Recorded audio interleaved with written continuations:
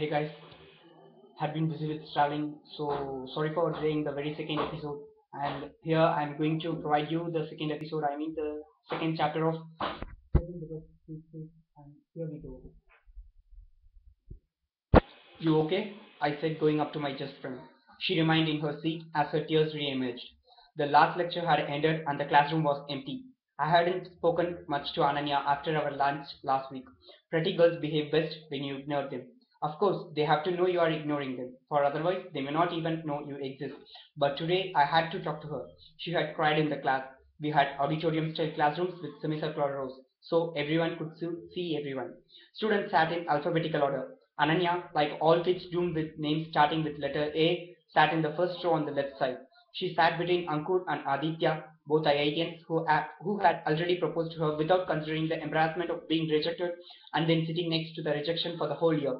I sat in the third row between Kanyashri, who took notes like a diligent court transcriptor, and five Mohits who had come from different parts of India. But neither Ankur nor Kanyashri nor the five Mohits had noticed Ananya's tears. Only I had caught her wiping her eye with a yellow dupatta that had little bells at its end that tinkled whenever she moved. In the past week, I had limited my communication with Ananya to cursory greetings every morning and a casual wave at the end of the day.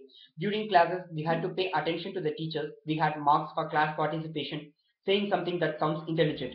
Most IITians never spoke, while people from non-science backgrounds spoke non-stop. 23 minutes into the microeconomics class, the professor drew an L-shaped utility curve on the blackboard. He admired his curve for 10 seconds and then turned to the class. How many economics graduates here? Asked Professor Chatterjee, a two-decade IAMA veteran. 15 students out of the 70 students in the section A raised their hands, Ananya included. Chatterjee turned to her. You recognize the curve, Miss Swaminathan? He read her name from the nameplate in front. The basic marginal utility curve, sir, Ananya said. So, Ms. Swaminathan, how do you represent that curve mathematically? Ananya stood up, her eyes explaining clearly that she had no clue. The remaining 14 economics graduates lowered their hands. Yes, Ms. Swaminathan, Chatterjee said. Ananya clutched the trinklets on her dupatta so they didn't make a noise as she spoke. Sir, that curve shows different bundles of goods between which a consumer is indifferent. That is, at each point on the curve, the consumer has equal preference for one bundle over another. That's not my question. What is the mathematical formula? I don't know that. In any case, this is only a concept. But do you know it? No, but I can't think of any real life situation where a mathematical formula like this would work, Ananya said. Professor raised his hand to interrupt her. Shh! Give a sinister smile. He gave a sinister smile. Notice, class, notice. This is the state of economics education in our country. Top graduates don't know the basics and then they ask why is India economically backward. Professor empathetically dropped the chalk on his table to conclude his point. He had solved what had dumbfounded policymakers for decades. Ananya Swaminathan was the reason for India's backwardness. Ananya hung her head in shame. A few IITians brightened up. Microeconomics was an elective course in IIT and those who had done it knew the formula. They were itching to show off. Ananya, sorry, anyone knows? Professor asked and Ankur raised his hand. Hey, tell us, Ms. Swaminathan, you should talk to your neighbors more. And next time, don't raise your hand if I ask for microeconomics graduates. Professor said. He went to the board to write lots of Greek symbols and calculus equations. Calculus equations. The course started with cute little things like how many people choose between tea and biscuits. It had moved on to scary equations that would dominate exams. The class took mad notes. Kanyashri wrote so hard I could feel the seismic vibration from her pen snip. I stole a glance at Ananya. As smug Anku saw his words inscribed on the board, Ananya's left hand finger scrunched up her yellow dupatta. She moved her left hand to her face even as she continued to write with her right. I sub- in subtle movements, she dabbed at her tears. Maybe Miss Bisgirl had a heart, I thought, and maybe I should cut out my studied ignorance strategy and talk to her after class. You okay? I said again. She nodded while continuing to wipe tears. She fixed her gaze down. I miss Topaz, I said to change the topic. I have never been so humiliated, she said. Nobody cares. All professors are assholes. That's the universal truth.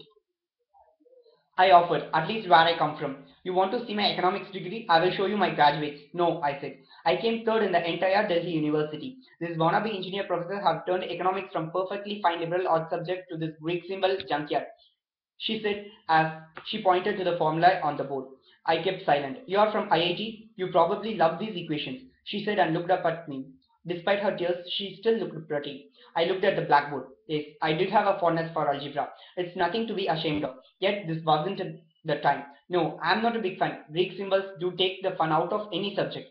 Exactly, but these professors don't think so. They will have these equations in the text next week.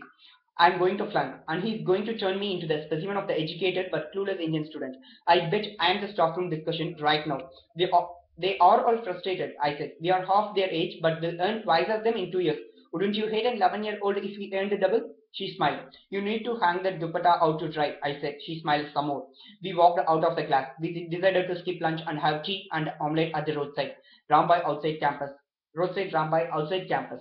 He's going to screw me in microeconomics class. He has probably circled my name and put a D in front of it already, she said, nestling the hot glass of tea in her dupatta folds for insulation.